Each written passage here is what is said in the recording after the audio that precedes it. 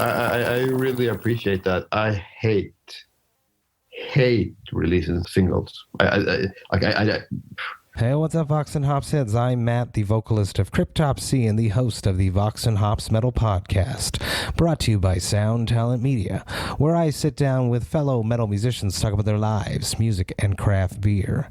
I hope that you had a glorious weekend. Here in Montreal, it is starting to warm up. We are capable of going outside for longer periods of time.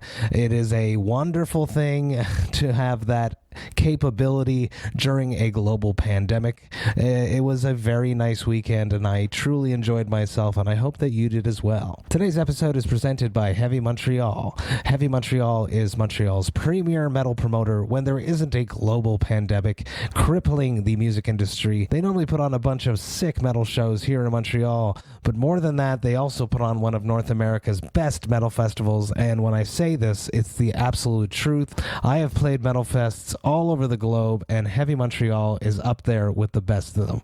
I'm super stoked to have Heavy Montreal behind the Vox and Hops Metal Podcast. Before we jump into today's episode, I would just like to ask you to follow the Vox and Hops Metal Podcast on the podcast platform of your choice. But more than that, I'm asking you to rate it and write a review, because when you do that, more metalheads just like yourself will be able to discover the Vox and Hops Metal Podcast. You should also sign up to the Vox and Hops Metal Podcast mailing list. You can do that on my website, voxandhops.com. That is voxandhops.com. And when you do that, you shall receive one email a week containing all of the details of everything that has happened in the world of the Vox and Hops Metal Podcast, including all the details for any episodes which I have dropped throughout that past week, if I have been a guest on someone else's podcast, as well as the links for the upcoming live interview Thirsty Thursday virtual hangs, and the updated links to the Brutal Awakenings playlist, which are available on Apple Music and Spotify, and is curated by my man Jerry Monk, the metal architect himself. Do yourself a favor, sign up to the Vox and Hops Metal Podcast's mailing list, because this is a party that you do not want to miss. Now, on today's episode, I am with Johannes Persson of Cult of Luna. Get ready, everyone. This is Vox and Hops episode number 242. I warn you, what you are about to hear is very disturbing indeed.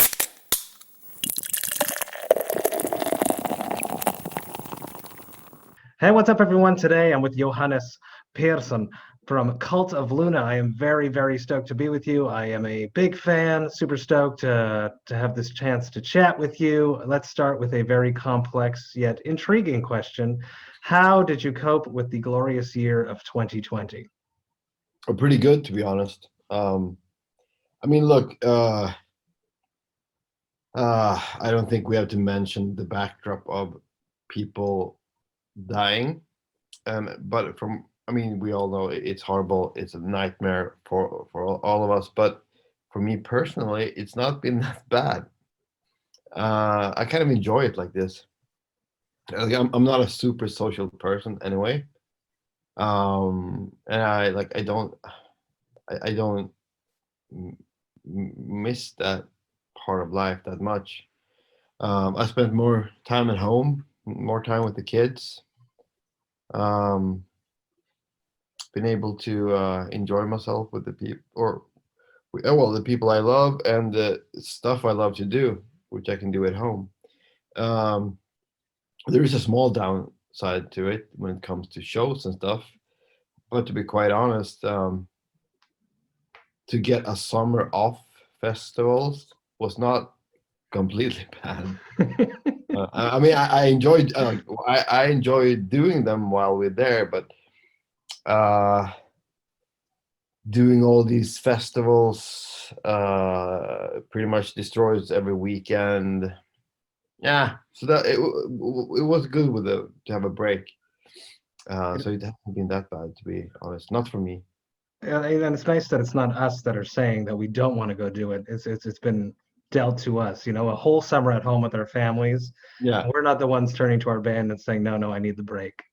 So it was exactly. refreshing, and Yes, it is brutal doing the festival circuits, especially the way you guys do it, where you pop in weekends here and there, that's a lot of flights. And you get Yes. there, you just lie down for a second in that beautiful hotel room that they've given you as a part of your time on the festival, but you don't see that room at all. No, I mean, usually we have long travels and uh, it, I mean, the show in themselves are pretty good, but the problem with festivals, as you know, is that most of the time you don't have your own stuff, and there's always something that it's not what it should be, and you have to deal with that, and not a proper sound check, and yada yada yada. But it works out in some strange way. But I kind of, I wouldn't say that we lower our standards, but I think one good thing with doing these kind of shows is that um, if things doesn't work the way they should, you don't get that pissed off because you know that we haven't spent the whole afternoon trying to perfect everything. So if the monitor sounds aren't perfect, like it doesn't really matter. We just concentrate on doing the shows, and if the power cuts out or whatever, it's not as it doesn't feel like as big of a deal as a club show. It's true, because it's sort of like when it's a club show, you feel like everything's on you Yes, because you're the headliner. yours. It's your Yeah. show, whereas you've been invited to someone else's show, so the responsibility has been passed on. Well, yeah, I think there's something to that because we have done everything we can in our power in to be able to do a good show with that small of well, that short of a preparation period. I mean, you're lucky if you get an hour to prepare everything, and we have sent our riders everything we need, and if we don't get I mean, it's we can't do anything about it. I think that actually I think that's probably it, that if you fuck up on a club show, it is your responsibility. I mean, you can't blame it on anyone. But if like we come to festivals and they obviously haven't read our technical writer, like, yeah, these are not the amps we asked for. Oh, you only have one drum kit when you have the floor plan, and it's two drum kits. What do we do now? We play the show in 45 minutes. Things like that do happen, and yeah. So I don't have as high expectations on those shows, which means that I don't get as pissed off or disappointed if things doesn't work the way it should. Well, at least you care. Yeah. Oh, yeah. Well, I mean, if we flew in for a couple of hours and then we'll traveled that far, which we always have to because we live in the far off corner of Europe. I mean, you want to be able to perform you know as well as possible. We did this Spanish festival last summer, and I can't remember how many travel hours we had. But I do remember that we might as well be in Australia. Wow. Yeah, it was insane how many hours we had to travel to get there. I mean, it was like 2 or 3 flights and a bus drive for 2 hours. It was insane. And then you lose your gear. We haven't had that. Yeah, maybe no, but it's kind of interesting every time you fly to see in what way they manage to screw up your equipment. Yeah. Like, I've seen my guitar case on the carousel. Actually, well, mine was bad, but Frederick's guitar case was like, I don't think I could have caused that much damage because I mean they're really sturdy cases, if you would have given me a sledgehammer, I don't think I would be. No, seriously, no joke. I don't think I would be able to cause as much damage to the case. They must throw them off while they're still on the runway. The elevators there, yeah.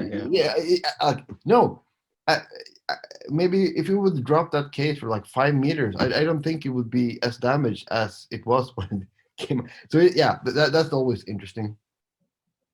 But I haven't had a broken guitar neck in a while now, but it happens on a couple of occasions. It's horrible.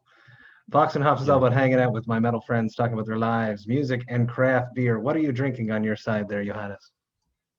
Soft drink. I think this is a drink that really should put some fear in Coca-Cola, because if this spreads through the world, it's the end. This is it's sorry, my daughter wanted no worries. Screen time. Okay. It's called Trocadero. It's like a local soft drink. It's Swedish, but I think it's viewed as the national drink of northern Sweden. And like I said, like the taste is so hard to describe. I've tried to talk. I discussed it with my girlfriend, and like it's not apple, it's not citrus, it's something, but it feels it's very sweet, and good for you. It's probably not good for you, but it's good. Like I'm not that I don't drink that much. Like I very rarely drink beer. Like it's not like I don't like it. It's more I'm just not a drinker when it comes to alcohol. Like I never have, very very rarely have a glass of wine. I do enjoy them. It's just that I'm more of a kid, which means that I rather have a soft drink, if we're sitting and watching a movie or anything like that. And also, I'm the kind of person that, I don't count my calories anymore, but I kind of keep track of what I put into my body. So that is also an aspect of my that I don't drink if I don't really have to. When you're social and stuff like that. But it do happens. On my side, I will be drinking a beer. Yes. This is Lupulone's. It is their Imbroglio, and it is a Black Czech Lager. I love their can art. They make some really cool stuff here coming out of Montreal. Excellent little brewery. Very young, under a year old. They are contract brewing out of Avant-Garde, the Brasserie. Excellent brewery. Love them. I'm going to crack this open.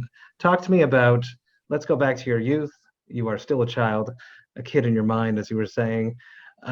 Take me back to the soundtrack of your youth when you were growing up in your parents' or guardians' house. What music was playing when you were not in control of the radio? What music did your parents or guardians listen to? My dad, he's always, and still, he actually sent me a link to one of his favorite artists, a new album. He's into Swedish folk music, or actually like folk music in general, and so that's the kind of music that I grew up with, that I obviously hated up until I became an adult, and kind of, and when you kind of understand, I mean, your job is to rebel against your parents, so of course you're gonna hate what they like. But also, my mom liked Bruce Springsteen, Chris Rea, stuff like that. Leonard Cohen. My dad was uh, hippie-ish when he was a kid. So yeah, the Beatles, all that stuff, Santana, but mostly folk music. Excellent. What band would have been your first band, your first love, something that came not from someone from the outside, not from your family, something that you discovered that you just absolutely adored and it blew your mind open to a whole new world? At one, that happened a lot of times. Like my first uh, uh,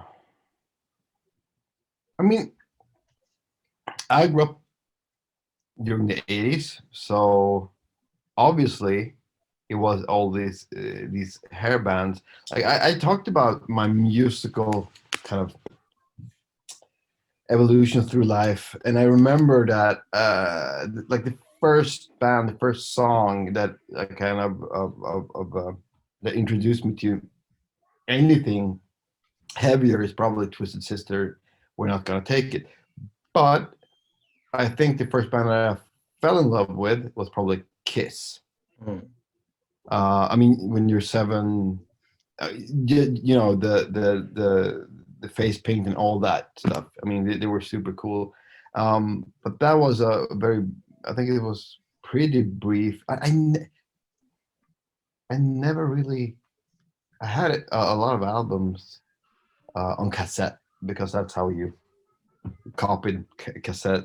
Yes. But yeah, I don't know. Like Guns N' Roses came, and all these hair bands, Mötley Crüe, Poison. Ah, I'm totally blank.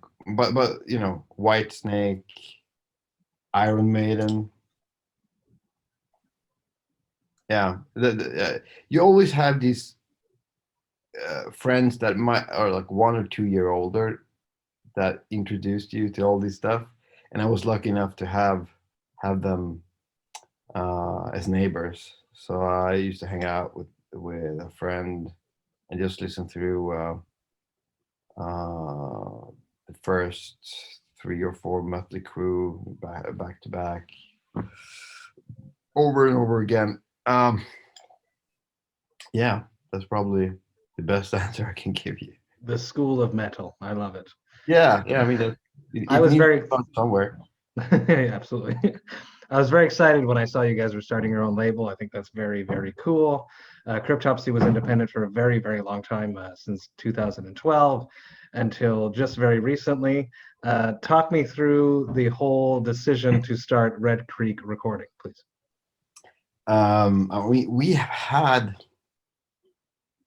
I mean, there's this idea of creating something is a known a platform for ourselves. It's been there since 2005-6 maybe, and we've actually made a couple of attempts to just release something on our own. I think we released 2 7 inches and a book Mhm. on our own label. But I mean, I wouldn't say that was definitely on a DIY level. But this idea has grown for the last couple of years, and thanks to our manager, Alexi, and he kind of have pushed the idea, and we talked about it for a couple of years, and I would say that if it wasn't for the kind of involuntarily hiatus that we are in now, with the extra time Yeah. that we have been given, we would probably don't have that variable in the mix, which so it would not have happened. We had, or I had I would have spent my time preparing for tours and stuff like that. Mm-hmm, mm-hmm. So it gave us the opportunity to do this, and if we wouldn't have had this break, we wouldn't have recorded the EP. I mean, we wouldn't have time to do it. So that's probably it. And I didn't know at all how much time, effort, and money you need Yeah. in order, and how much you need to battle with PayPal, for example, which I still do. We're a new company, and it's a mess. But I'm learning.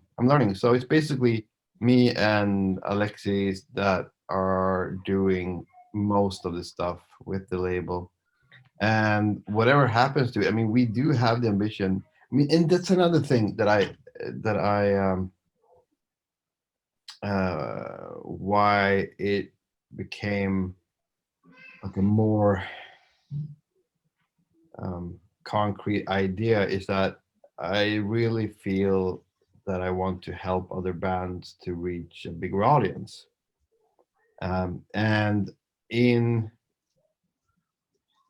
the long run, we are definitely going to sign other artists and all that.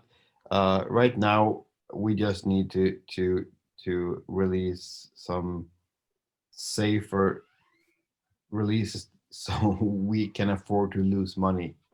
Yeah. Yeah, because we definitely cannot afford to lose money now. So yeah, I've been taking care of all the pretty much the practical, boring, administrative stuff with banks, and because I know how to run a business in Sweden, and Alexis taking care of most of the other boring stuff like web shops and distribution and stuff like that. Well, you guys teamed up with great labels to get the distribution going in two excellent territories. So that was a smart decision right there. Yeah. I mean, you need to work with the best, of course. And it's cool you mentioned the roster, because I was definitely going to bring it up. Is this also going to be a landing page, a safe haven for future projects of yourself? Yeah, such as sure. a future coma, because I would like Yeah, that. when that happens, I hope so. I mean, yeah, we're still talking. We're still doing stuff. We're just, I mean, me and Frederick and Thomas we're doing Luna, and it takes a lot of time, and it's definitely our main priority. Jan lives in a different city. He yeah, he has his stuff. Working as a professor, I think. Yeah, or something. And at the university, and yeah, we'll see. Let's just say that I think there will be a new Coma album before a new Tool album. We'll see. I hope so. We have about 10 years. I love how eclectic your tour packages are. Going out with Emma Ruth Rundle last year, where she's doing a solo acoustic set. Just about. You were out with A. Williams as well last year. I love how you create like a mini Roadburn almost. Yeah. Experience when people come and see you. Is that going to be basically what this label is going to be like when it is up and running? Is it going to be a varied, eclectic array of artists, or is it going to be more specific to the Cult of Luna sound? No. Yes and no, or I don't know. It all depends on what good bands we find, and I don't necessarily have the ambition to only, or at all, to be honest, release metal albums or metal artists. I don't mind if they're good.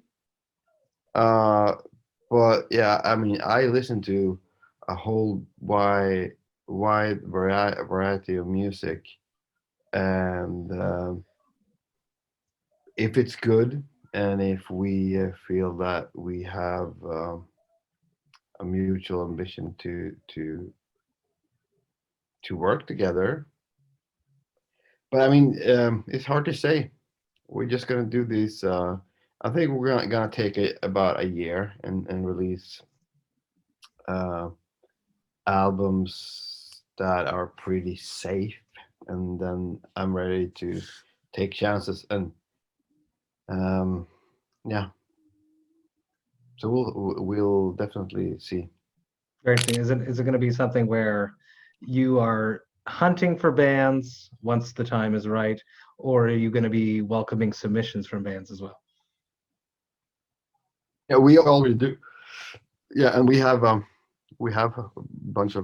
whole bunch of bands that sent their music. But yeah, we're not really ready to sign any uh, anything just yet. I mean, we haven't even processed the whole first release kind of thing yet. We'll take one thing at a time. And that is correct. The first thing is going to be Cult of Luna's The Raging River EP, which I honestly have not listened to the single. And the reason for that is that I'm such a fan that I feel that I need to listen to it in its entirety. A Cult of Luna album for me is an experience, and I always wait to listen to the full album. So I have not listened to the single, but I know I will like it.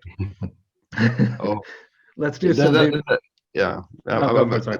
No. I really appreciate that. I hate releasing singles. I know that that's how you work in the music business. I would prefer not to, but I respect it, and that's one of the few things that we as a band are forced to compromise with, because I do think listening to singles, it do destroy the whole album experience, for me at least, because if you listen to a song 20 times and then you're gonna listen to it for the 25th time when you listen to the whole album, you're not it just destroyed the whole dynamic of the album. Especially because artists take so long to place the songs in the correct order. Especially you guys, it's like a whole soundtrack. There's a lot of thematic melodies that come back throughout the albums. So on the previous one, Don Tafiro, was happy that it was the first track. So if I could just always start at the second track.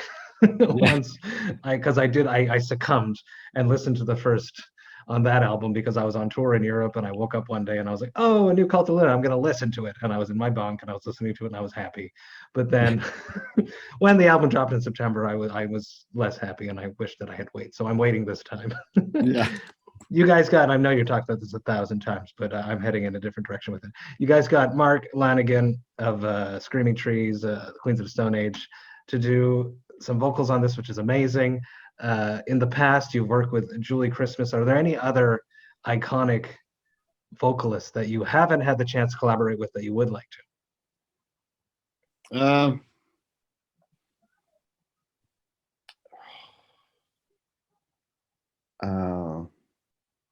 I don't have I don't feel like a urge to do it with anyone, to be quite honest. It's more of a decision in the moment kind of thing. I love that. Like, oh, I really liked it. Oh, I really like that. How about we mix that voice would be good on these track. It's not that much thought put into it. It's more of a gut feeling, and whenever it happens, it happens. We haven't asked anyone that turned us down yet. But it always comes from the music. The music is there, and then you guys say, whose voice would be amazing for this? But we haven't done it that many times, so I wouldn't say it's a pattern. I mean, that it happened during, well, this time with Mark, but with Julie, it was actually the other way around. We started right. We just talked about doing. It's not. It's just in the moment kind of decisions that's not. And I'm not. There, of course, there's a wide variety of artists that if they would ask me, do you want to do, well, of course, like, yeah. But yeah, well, it happened well, and if it can happen again, I would be very excited about a Mariner Part 2. I would be definitely very stoked for that as well, because I love that EP. Yeah. Let's wrap this up with a classic Vox and Hops question. It never really happens to you because you don't really enjoy partying and getting too much into with alcohol, but every once in a while it happens to everyone, and it probably happened to you back in the day. What is your hangover cure? I just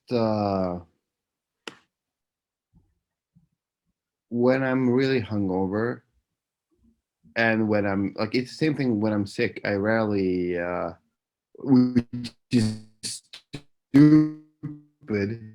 I rarely eat medicines or remedies, especially if I'm to blame for it myself. I just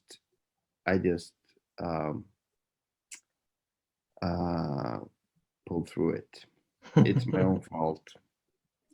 So I just suffer through it. I like that. Yeah. It was a long time ago though. But I remember the thing, people talk about that hangovers get worse with age. Last time, I don't remember when it was, but I do remember I was out drinking on a Friday. Saturday wasn't human. Sunday wasn't human. Monday started to get human. It was like a 3-day hangover. Mm-hmm. I just had a chat with a nutritional scientist who has a PhD and a master's in nutritional sciences, and he says it takes the body 3 days to get over a hangover. So you're absolutely right there. Yeah, you see, especially when you're pushing 40. Johannes, thank you so much for taking the time talking to me about your life, music, and craft beer. Everybody, listen to the Raging River EP from Cult of Luna. I know that I will, and I know I'm going to enjoy it. Thank you, Johannes. Cheers. Great. All right. I'll see you next time. Cheers. Cheers. Hey, thank you all so much for listening right to the end. You know that I love and appreciate that. Now, I have subsequently listened to the entire new EP, The Raging River, which dropped back on February 5th. And man, was I happy that I waited, just as we discussed throughout this episode, not listening to the single. I waited and I listened to the full EP, which, they call it an EP, but it runs at 39 minutes, which is longer than some people's albums. But that's the way Cult of Luna rolls, and I love that about them. So I love the EP, huge fan. I am super stoked that I had the chance to hang out with Johannes for a bit. I'm a big fan, so this one meant a lot to me. If you enjoyed this Vox and Hops episode, you should follow it on the podcast platform of your choice. But more than that, you should rate it and write a review, because when you do that, more people just like yourself will be able to discover the Vox and Hops Metal Podcast. You should also sign up to the Vox and Hops Metal Podcast mailing list. You can do that on my website, voxandhops.com. That's VOXANDHOPS.com. And when you do that, you shall receive one email a week containing all of the details of everything that has happened in the world of the Vox and Hops podcast throughout the past week. Do yourself a favor, sign up to the Vox and Hops Metal Podcast's mailing list, because this is a party that you do not want to miss. The Vox and Hops Metal Podcast is brought to you by Sound Talent Media. I hope you have a great rest of the week. I have one more episode coming at you this Friday, but until then, remember to enjoy life, metal, and craft beer. Cheers, Vox and Hops heads.